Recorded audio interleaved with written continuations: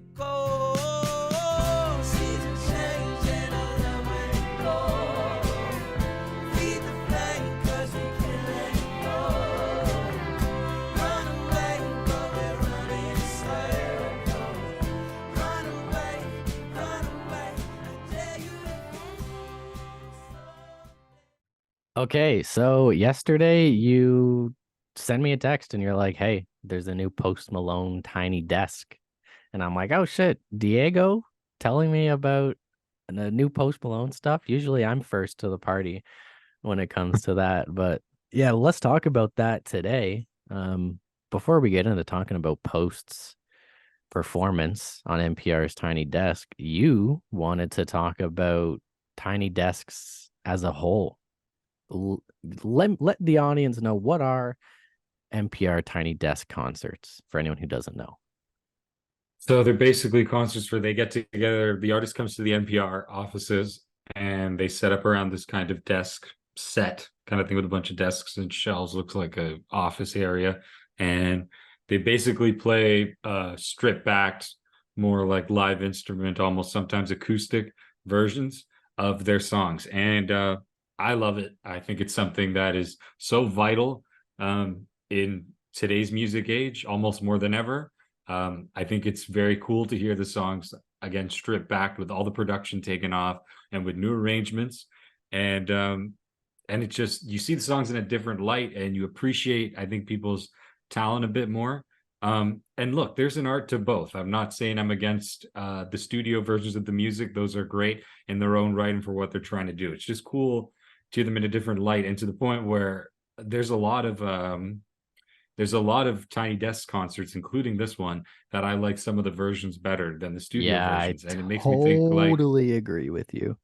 and I just wish concerts were like this, maybe I'm just a music snob, but I think it would be so much cooler to go to a place like Massey Hall, even though if they did this, it would be unaffordable. But let's, in a fantasy scenario, go to a concert theater like Massey Hall Yeah. and just watch them in intimate and play the songs like this. And Yeah. it's like, I almost want them to release live albums to go along with every album, and you can have your live stripped back versions as well Yep. as your studio versions, and you Yep. can use them for different occasions, like you play studio versions for a party or something like that, and then if you're just listening, maybe you play the live versions. I don't know, Tiny Desk to me just inspires so many ideas, and it's so much fun, and just a great display of talent and musicianship Yeah.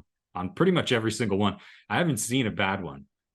I agree with you because they give you a intimate, raw experience.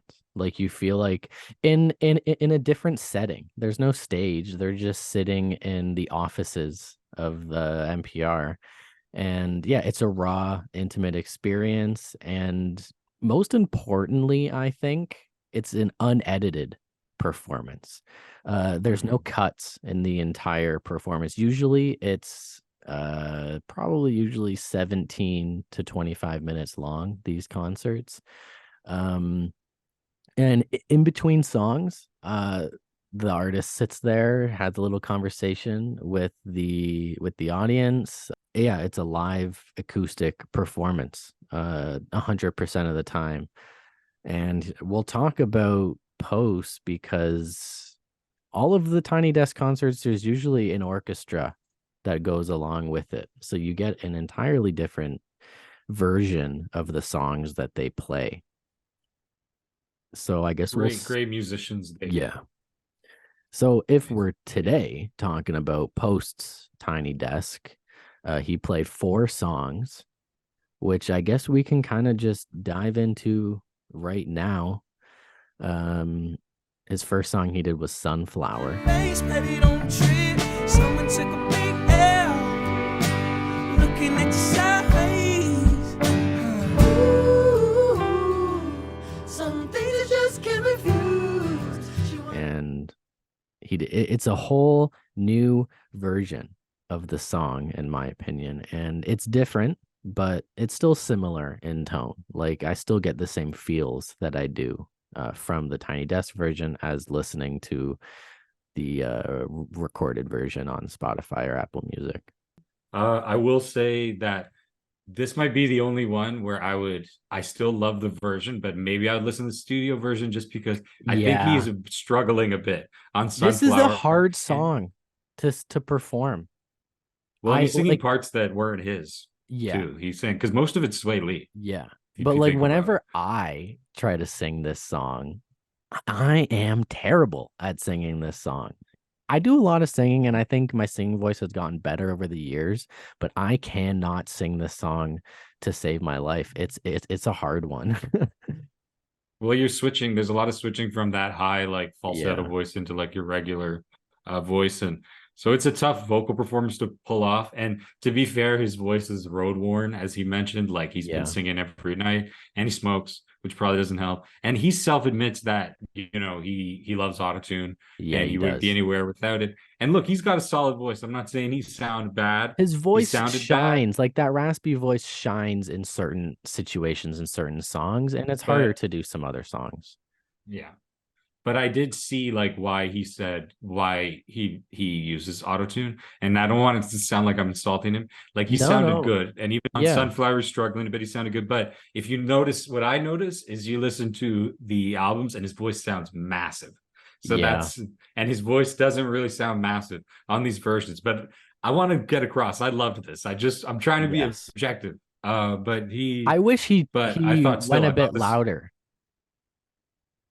Yeah, I but wish he I just don't think, I think that's where the autotune comes in. I don't think he yeah. can necessarily do that. That might be what Well, he's referring no, to when he says he uses it, needs with it. the new album, there's been a couple he's released a couple acoustic music videos Mhm. with the new album that he doesn't use autotune and he is belting on some of those songs and it's pretty Yeah, good. that's true. Um And he did the so Nirvana thing and he was belting. yeah, Yeah. yeah. So he can do it.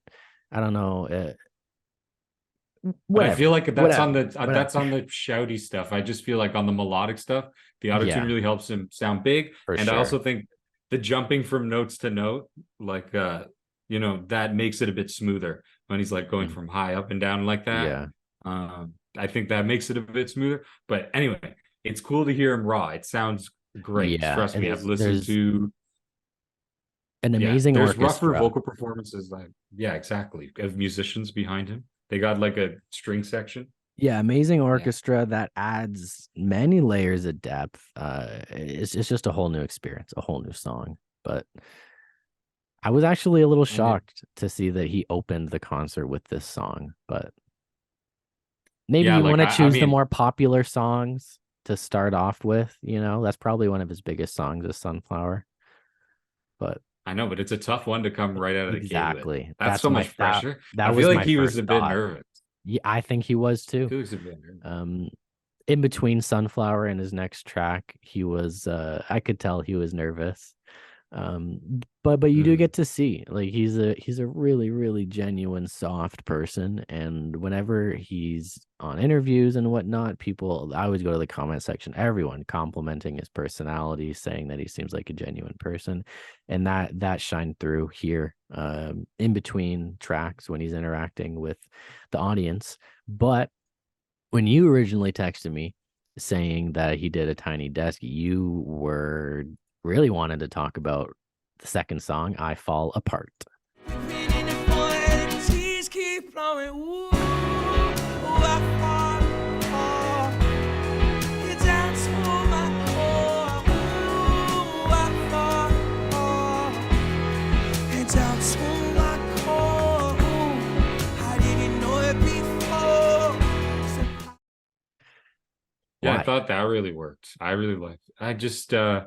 I think the string arrangements worked really nicely on it. I thought they were very nice, and to hear them more upfront, surrounded by less stuff, is just to me added to the drama of the song. And I just thought the simple acoustic guitar ballad makes it a bit more relatable, and it almost adds to the emotion because it's less dramatic. Okay. At least I find when it's done like this. And I just thought his supposed vocal shortcomings, but we really shouldn't call them that because they're what gives him his character. I think they really Yeah. worked on here. His Yes. voice, he's really good. Post Malone's one of those guys that's really good at sounding like he's in pain, and that Yeah. really worked on this one. That really came Yeah. across. So almost those little voice cracks and all that stuff, that works on this version. So really played to his strengths. It was Way more than raw, Sunflower full did. of emotion, this Yeah. song. And this song is deep for him. Like you said, it showcases his voice, and it kind of made me tear up, like right within the first minute. You kind of feel the trauma from heartbreak that comes through with this song. I've seen him perform this song live 2, 3 times now, and it's one of his oldest songs, but it's one of his best songs. It's a classic. And yeah, once again, the orchestra adds a ton of depth to this song. The strings on this was just beautiful. And I gotta say, for the kind of music Post Malone makes, which is very heavy percussion and big loud beats a lot of the time, and it's produced loud, that drummer was killing it, just kind of laying it back and putting the grooves to like every song, and it kept the songs a lot more mellowed out. And I kind of liked them with that vibe, to be honest, almost more so than the heavy production. But it's just amazing, and you can really see the passion. You can tell he loves performing that song as many times as he's performed it, or at least it comes across like that. That this means a lot to him. He cares about it. Like I feel like there's certain songs now when he's performing in those arenas that he kind of just goes through and he's kind of tired of, and it's like whatever. And that's with every artist. But then every artist has that one song that they have performed a lot, but it just means a lot to them, and they always give like 1,000%. And I feel like A Fall Apart is that for him. I feel like he takes that really seriously. Definitely may have been the highlight. Second highlight. The last song he performed, I was a huge fan of, but definitely a good choice for him to go with I Fall Apart. He always does an incredible job performing this song. If anything, this is the song, like whenever I watch videos of him in concert, he gets down on his hands and knees for this song. And that's what people have come to expect when he performs this. And he kind of took it like with a more quiet, gentle approach this time. But yeah, this one showcased his voice a lot. So I was really happy with this one. No, so it was a smart decision to perform. I'm surprised he didn't perform Stay, but then I'm like, that might have been obvious. Yeah. And but that would have been cool too. But I thought this was just a really wise decision, and it kind of showcases his vocal talent. And I like that he's so humble, right? Because he can give a really good impassioned live vocal performance like that while not technically perfect, is just perfect in every other way. Yeah. But he'll still go around saying, "Oh, I need autotune. I need autotune to get anything across." Guy. And he doesn't pretend like, that he doesn't. A lot of musicians pretend like they don't use autotune, but he's open and honest. Like he's just doing what he can to make great music. And autotune's only gonna help you like so far to a certain point. Yeah. Like you can still tell a bad singer through autotune. Like you still have to have a decent voice for autotune to like really make you sound like perfection. Like you listen to like Kim Kardashian's track that she put out. I don't care how much autotune you slap on that, it doesn't sound like a great singer. And it's the same with the Rebecca Black song Friday, right? Like perfect examples. Just becomes robotic. You can slap autotune on a bad voice and it still doesn't really sound that great. So it is enhancing it, but you got to have something, at least a little bit of something, for it. Circles. I liked this version a lot better than the studio version too, but I think it's just because it's more geared to like my style. Even when I try, you don't believe it. We do this every time. Seasons change and I love when it cold. Feed the flame 'cause we can't let it go. I was listening to an acoustic version of Circles last week, and I loved it. I feel like this is obviously his biggest, most popular song, I believe. And I feel like this version and the acoustic version of Circles puts way more emphasis on the lyrics.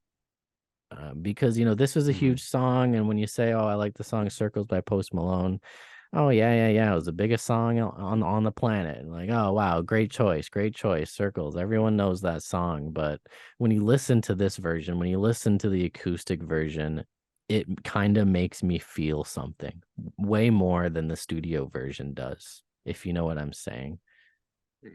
I definitely see that because it's mellower, so it allows the melody to stand out a bit more because you have less of that like The dance grip lyrics the just other one pop, has. and what he's trying Yeah. to convey pops more.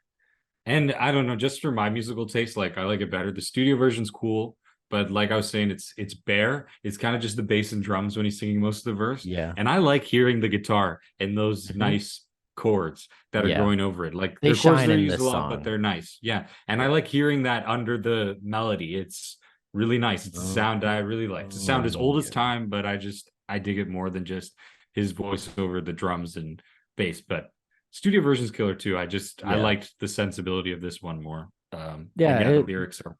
this one was gorgeous. And you can't help but sing along to this one. I wasn't singing along to any of them, but when this one came on, I started singing along to this one because it's a fantastic song. All right, let's go to the next song. Yeah, enough is enough. All right, so the final track he performed was Enough is Enough. 'Cause enough is enough. I can't stand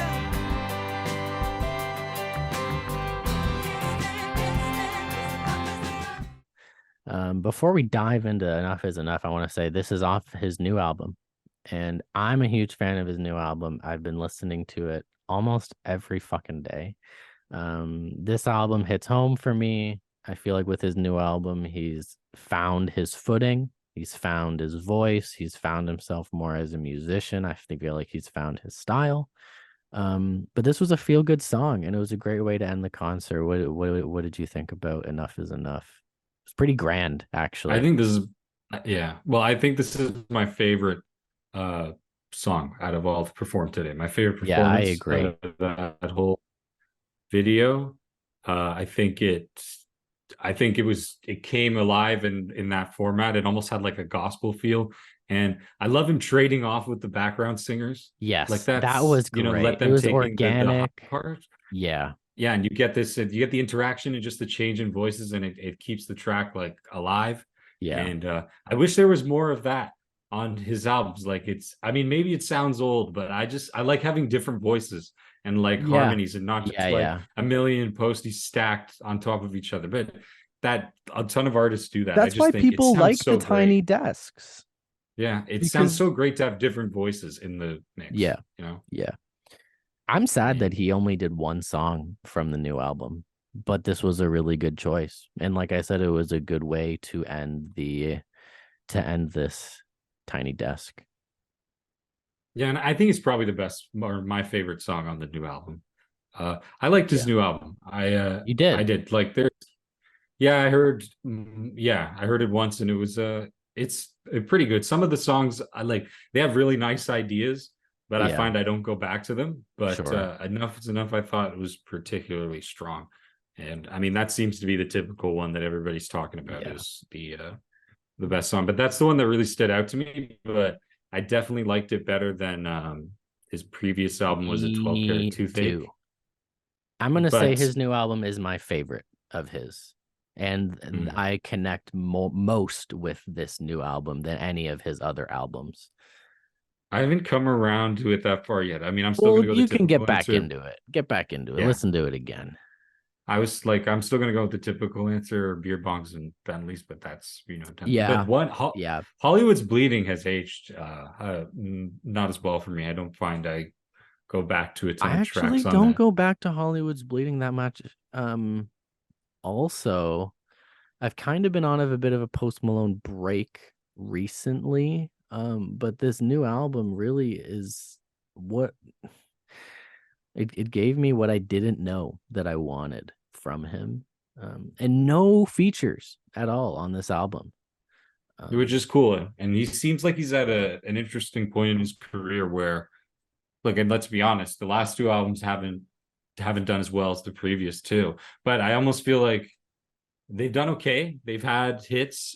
This one had some like little minor hits, did pretty well in the charts. So it's like Post got his audience, He's at his big, massive popularity peak. He doesn't really need to worry about hitting. Yeah. He's got his audience and his money, and now he can kind of just do what he enjoys and maybe release some albums that do okay or do great every now and then. And I don't think he I think gives that's a a good shit. place for him to be in. I feel like Yeah. he seems like he'd be more cut out for that. That's what I'm Yeah. saying. But I feel like he's just more cut out to have his audience, and he's not this like mega pop star that he was. How crazy was Yeah. that for like back in 2018? Yeah, it and was 2019, nuts. You know, 2020. Yeah, I feel Yeah, like keep going. since I feel like since he kind of moved out to Utah and left LA, he's lived a quieter life and he's been able to kind of find his passion for music again. And just I feel like with this new album, he is writing for himself.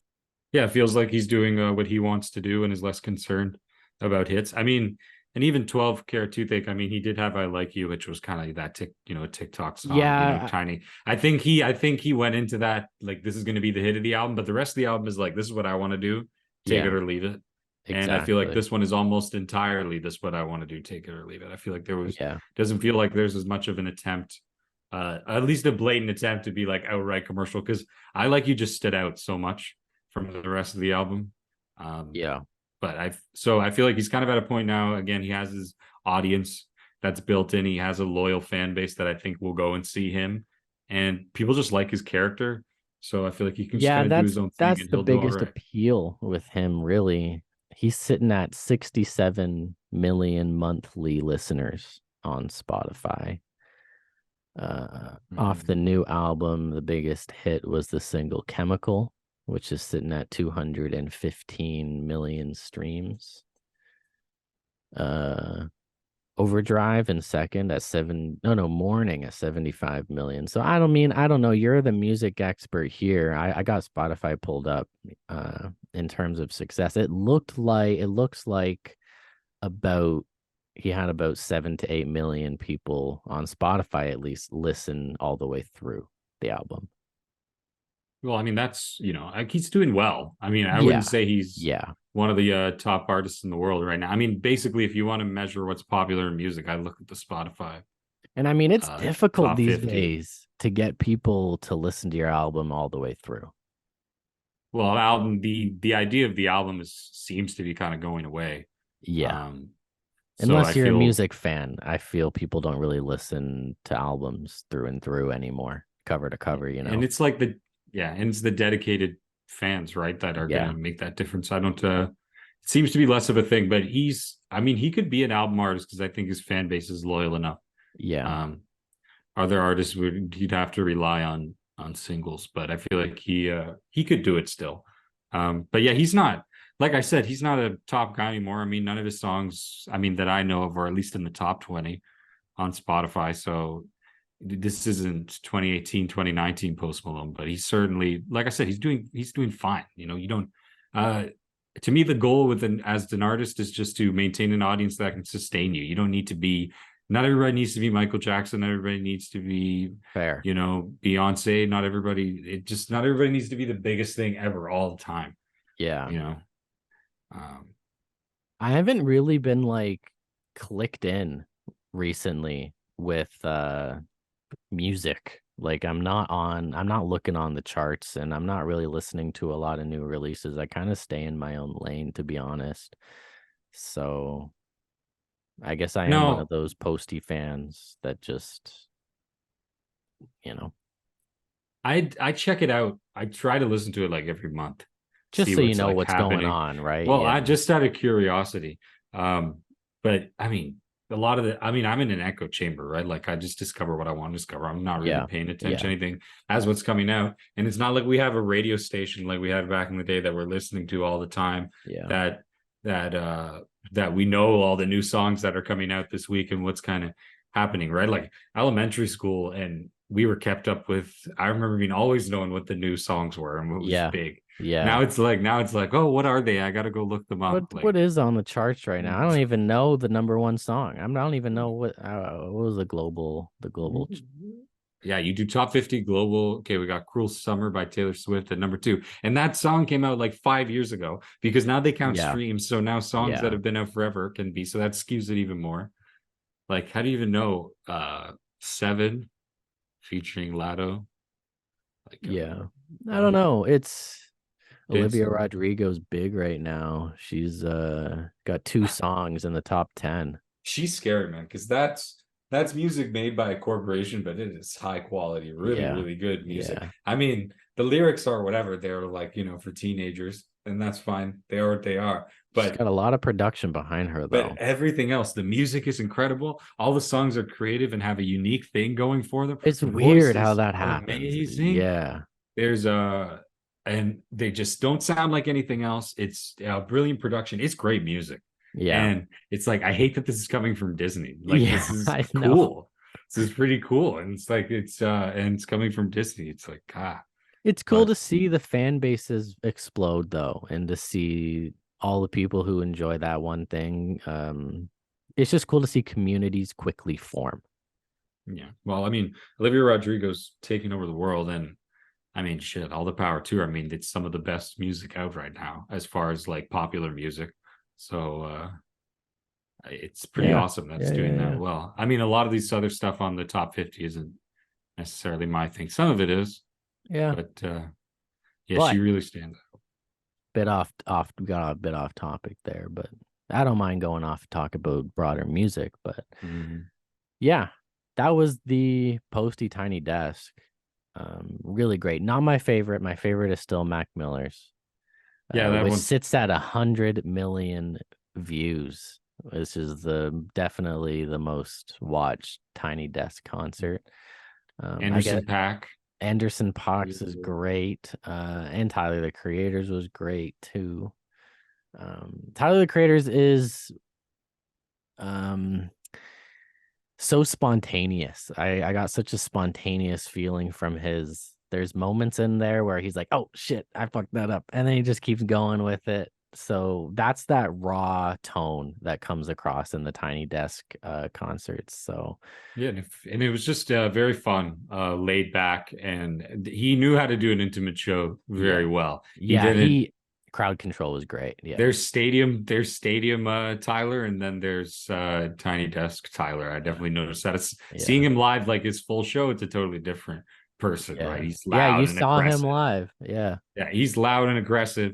And in a lot of rap shows, like, it's not necessarily about the music. It's they play the track and the guy gets the crowd hyped up and yells the words. And Yeah. it's more about what's happening together as an audience for here, going crazy to this music, and he's great at that. And then you see him on Tiny Desk, and when it's an intimate, more musically focused thing, he improvises things. He's funny with the crowd. Like, he's a master. He knows what he's Yeah, for sure.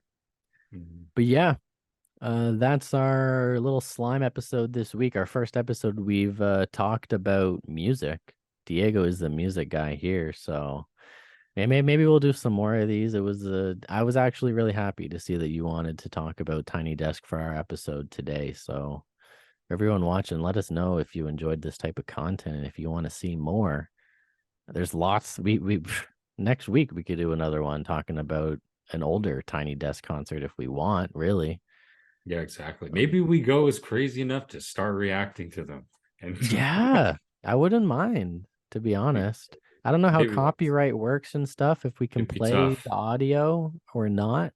But I'm sure we could find a way to make it work. So it'd be tough, but man. yeah. Anything know. else you want to add before we wrap this up? No, that's all. Go watch Tiny Desk. Go watch Post Yeah, Malone's yeah, Tiny yeah. Desk, and go Check watch a out- bunch after that. Yeah, if you really haven't seen any of these, or if you've only seen a couple, then check out Posty's Tiny Desks, and maybe they'll set you down the rabbit hole, because when I watch one, I usually end up watching them all.